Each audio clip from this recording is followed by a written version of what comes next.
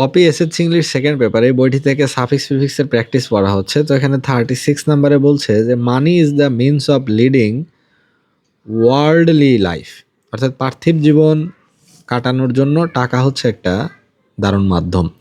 Dash of money makes our life, এখানে আছে short, এটা হবে shortage of money makes our life. ডিপ্লোর আছে, এটা হবে ডিপ্লোরেবল।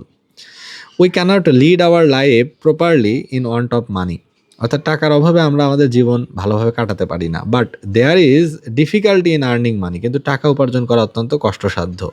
আবার পিস অ্যান্ড, এখানে আছে প্রসপার, এটা হবে প্রসপারিটি। আবার peace and prosperity are dependent on proper, এখানে আছে ইউটিলাইজ, এটা হবে ইউটিলাইজেশন অফ মানি, অর্থাৎ আমাদের শান্তি, সমৃদ্ধি ইত্যাদি নির্ভর করে টাকার সঠিক ব্যবহারের মাধ্যমে। Dash money in a proper way, তাহলে spending money in a proper way leads us